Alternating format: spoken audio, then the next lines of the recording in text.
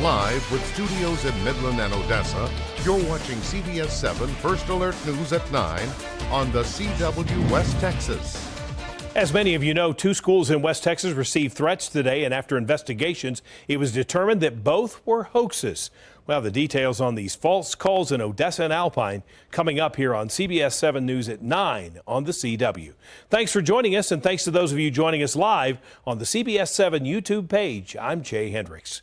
We start tonight with continuing coverage of the fentanyl crisis. Today is National Fentanyl Prevention and Awareness Day, so West Texans who have seen the deadly effects of fentanyl got together to memorialize their loved ones.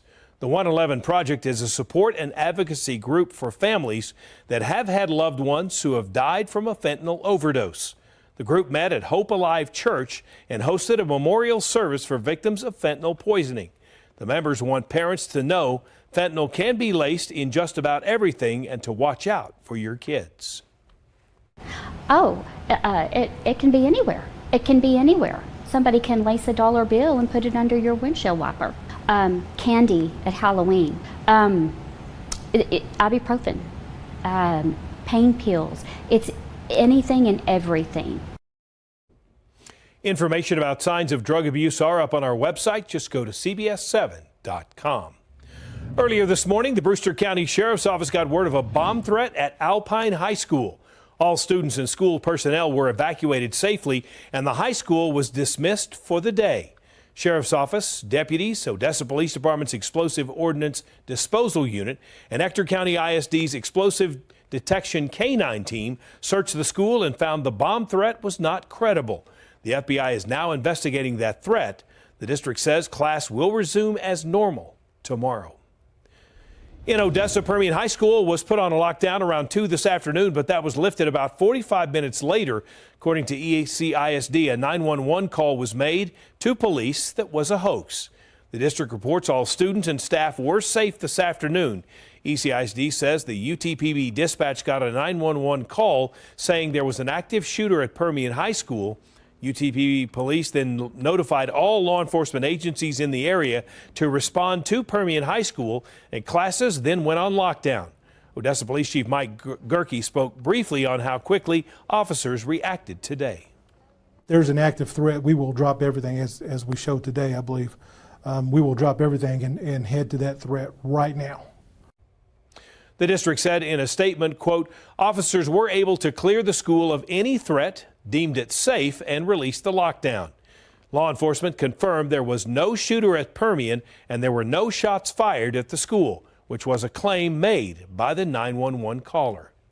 Meanwhile, in the Panhandle this afternoon, police investigated a threat at Amarillo High School. That's according to our sister station, KFDA. After an extensive search, they also found no credible threat to students there. Another story we are following for you. Midland police have now identified the missing nonverbal teen known as Kadarius as 24-year-old Cordarius Pegues from Midland. Midland police arrested his mother, Latasha Pegues, for exploitation of a disabled individual. The city of Midland confirming to CBS 7 that his mother lives near where Cordarius was found back in January. She says the tip that led MPD to finding Cordarius came from outside of the area. The city thanking the citizens of Midland for showing concern for Cordarius and the many agencies who are involved in helping to identify him and make an arrest in the case. It is time now to take a look at your weather forecast. Chief Meteorologist Tom Deverteller joining us here on this Monday evening. Tom, another hot one, but some storms were around, just didn't quite get to us. That's right. We are still dealing with a few scattered showers and thunderstorms out there as tropical moisture continues to stream in. Now, I didn't put a dent in temperatures today. We're still up to around 102, both in Odessa and out towards the Midland National Air and Spaceport, 103 in Big Spring. And rainfall amounts were spotty, but they were out there. And we also saw a peak wind gust up to 59 miles an hour in Cayenosa from some thunderstorms earlier. 2 areas now, one across the lower Trans-Pecos, here across Terrell County, dealing with some thunderstorms that could produce gusty winds up to 55 miles an hour, and also across portions of southeast New Mexico too. And we still have this tropical depression, number 9, out here in the Gulf of Mexico, taking aim on the lower Texas Gulf Coast, but expected to bring Possibility some showers into parts of West Texas and even some heavier rain. Things are trying to cool off out there, and where we did have rain, we're into the mid to upper 80s, so a pleasant evening across those areas. But again, watching out for the possibility of more rain and milder temperatures that we'll talk about here in just a couple of minutes. A longtime Midland staple is expanding to the Bush Tennis Center. Murray's Deli will bring its best sellers to an indoor-outdoor restaurant set to open up in November, and it sounds like a match, you could say, made in heaven. The new joint will be called Center Court Grill. It will be open to the public, but bring convenience to center athletes, members, and event organizers alike. Bush Tennis Center is adding several new facilities that will bring a new social life to the courts. You know, anybody can come have a drink and go play tennis or vice versa, and just to have the hustle and bustle of people. If you've been to Maine Murray's, like, lunch is crowded and it's fun, you get to see people, and I think that'll offer that to this side of the town. Customers can expect a limited menu with all of Murray's classics, as well as, and unlike their primary location, they'll also have a full bar and stay open all weekend. Local handyman Jimmy Rodriguez began his own business repairing homes and providing other repair services, hoping for a better life for he and his family. Rodriguez's wife was diagnosed with scleroderma, which is a rare autoimmune disease that affects the skin and internal organs. Rodriguez says that this business has given him flexibility to always be there if she needs him. You know, she's still there, but kind of just losing her as a wife, or my kids losing her as a mother, you know, just the things that she used to be able to do that she can't do anymore, and me just having to kind of step up and take the slack from her, you know. Some of the services he provides are drywall repair, exterior and interior fan installation, dog room installations, fence repairs, and more. After being on his own for the past year, he now has the help from his longtime friend, Sammy Jordan. You know, God says to love your neighbor, love God and love your neighbor. And so, I mean, if we have the ability, we have the tools, the resources, you know, to be able to help somebody, bless somebody like that, then that's definitely what we're going to do. You know what I mean? Rodriguez says if you know anyone in the community that needs a home repair and cannot afford it, they may be able to help. Just keep an eye on their Facebook page. The West Texas Domino's Pizza franchise donated a $10,000 check to the Permian Basin Honor Flight today. The money was raised from multiple locations during their $3 pizza events. The Honor Flight team posted on Facebook that they are thankful to the local Domino's franchise for supporting local veterans. ECISD's Fine Arts Department has added 2 new awards to the district's trophy case. ECISD's Fine Arts Department was awarded District of Distinction for the 3rd year in a row. Out of over 1,200 eligible districts, Ector County was one of just 68 to receive the honor. Districts received this honor for using their visual arts curriculum to inspire creativity and social emotional learning. And I think that, to me, is probably one of the most rewarding parts of my job, is to be able to see the students be creative, to see the smiles on their faces when they do something on their own, or in the case of the performances, lots of times they do something with their friends that just enriches their lives. The district has also been named one of the best communities for music education for the 9th year in a row. It is awarded to districts that demonstrate exceptionally high commitment and access to music education. That award, we've received it for 9 years, kind of does the same thing as the Art Award. It shows that the community is supporting us. It shows that we have good programs, that we have outstanding teachers. And so we're just very proud of the teachers are able to accomplish. This award comes from the National Association of Music Merchants Foundation, and the criteria rates schools on funding, graduation requirements, music class participation, and more. ECISD and the other winning districts that won District of Distinction will be honored by the Texas Art Education Association on November 17th. Are you interested in theater? You could stand in the spotlight for an adaptation of My Fair Lady called Wouldn't It Be Lovely? Odessa College is holding open auditions for its fall production of Wouldn't It Be Lovely? Again, as we said, it's a modern fairy tale. Auditions start on Thursday the 24th and will end on Sunday the 27th, and it is open to anyone in Odessa. If you're someone that's passionate, that has something to say, that's willing to work hard. We've got a great team over here. We're looking for singers, actors, dancers, people who have that risk, that fearless energy inside of themselves and are looking for the type of show that's going to go all the way, something that's meaningful, something you'll never forget for the rest of your life. Information about ours and the play are linked to this story. You just go to our website, CBS7.com.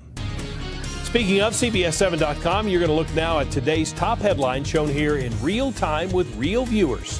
See all of these stories and more by downloading our app or visiting our website at CBS7.com. Still ahead, tons of mud left behind from Tropical Storm Hillary leaves residents trapped. And President Biden visits Maui. The latest on 2 relief efforts next in your environmental news. That's coming up on CBS 7 News at 9 on the CW.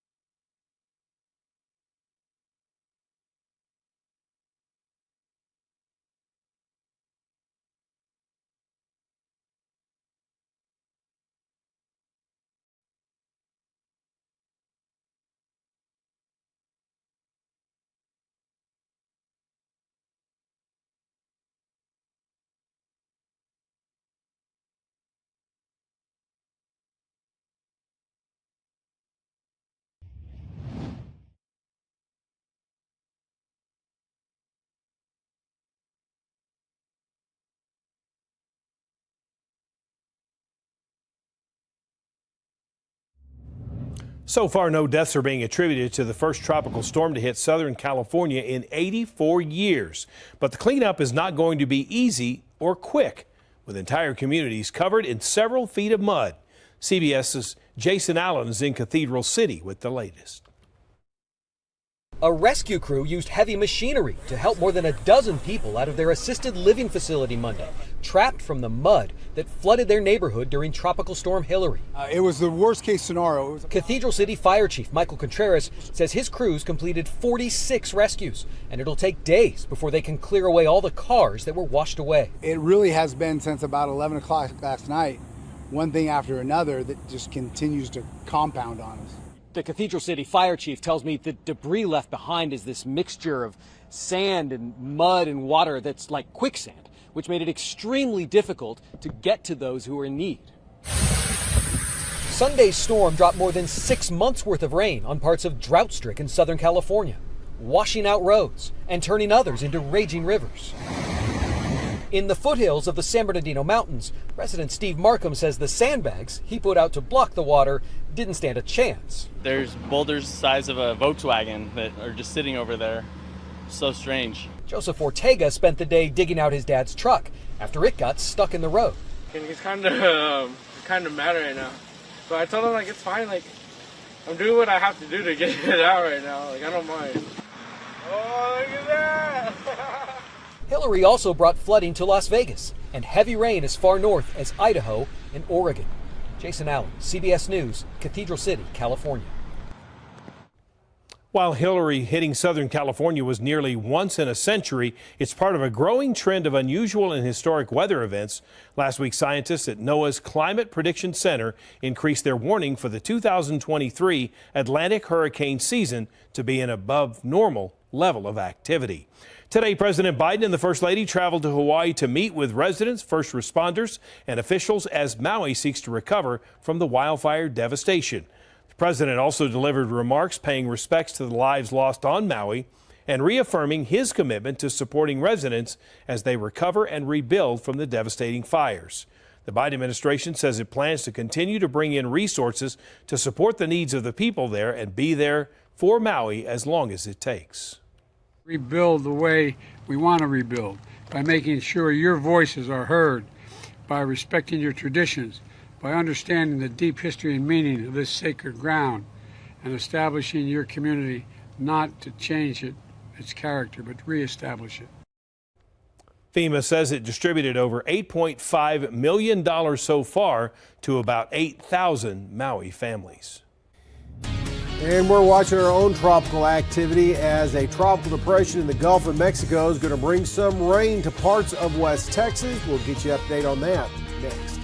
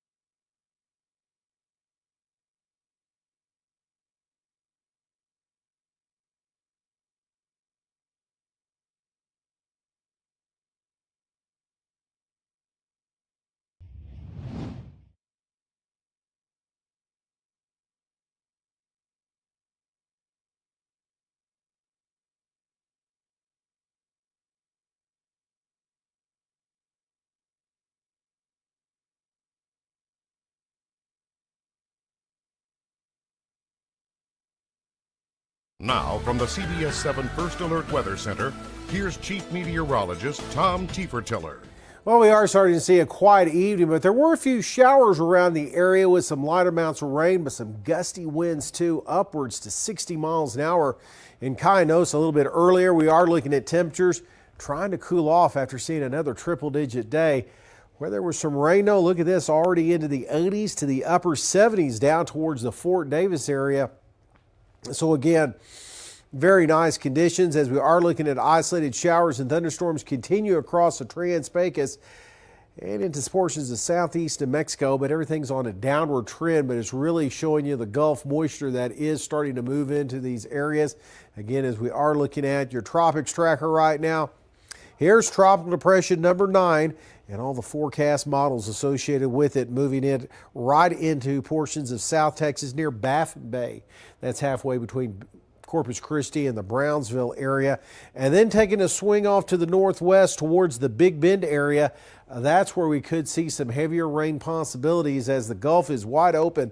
As we're seeing the flow from east to west right around this big area of high pressure is causing tremendous heat across central portions of the U.S. Southern California clearing out as a lot of that moisture has lifted off to the north. But here we go with the Gulf moisture moving in on these southeasterly to easterly winds, and some of that is making its way into portions of West Texas. Temperatures across the state today extremely hot in many locations, up to 106 in the Dallas-Fort Worth area and Austin, 105 in San Antonio. And really the state covered up with those triple digits. Now, as we take a look at the West Texas Futurecast, seeing those isolated thunder showers again starting to roll in across portions of the Big Bend area coming up tomorrow afternoon into the evening hours. May see an isolated thunderstorm even as far north as the Permian Basin before the bulk of all this moves out early on Wednesday morning. And that's where we could see the possibility of upwards to 1 to 3 inches of rain. So flash flood watches are in effect, as we are expecting again areas Trans-Pecos into the mountain areas, a flood watch again in effect through Wednesday morning. Rest of tonight, here's what we're looking at. Pretty quiet conditions, trying to cool off some into the mid 70s. We'll scatter those isolated showers and thunderstorms in the forecast tomorrow. Best bet's going to be into those mountain areas for tomorrow afternoon and continuing on Wednesday before things clear out. And we're going to get a little bit of a temperature break too, out of the triple digits at least for a few days before 100 plus moves back in late this week and into the weekend. More legal troubles are not a problem for former President Donald Trump in terms of voter support. We take a look at new polling showing the gap between him and his competitors in the race for the White House.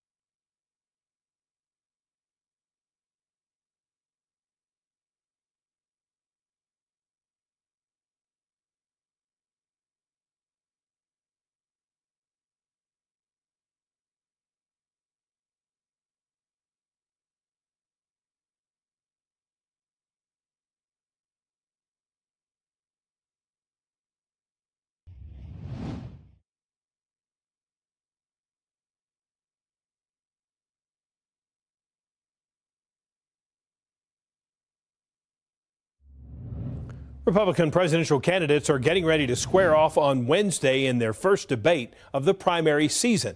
The biggest name in the GOP race, though, says he won't be joining them in Milwaukee on Wednesday. Skylar Henry has more details from the White House. Former President Donald Trump is pulling away from his 2020 Republican challengers in the polls and in person. Trump posted on social media, new CBS poll, just out, has me leading the field by legendary numbers. I will therefore not be doing the debates. I have no problem with him skipping the first couple of debates. He's been on that debate stage plenty of times. He's been in the White House for 4 years. This is my chance to introduce myself to the country. Vivek Ramaswamy is one of at least 7 candidates the RNC says has qualified for this first debate. Several others claim they've hit the thresholds.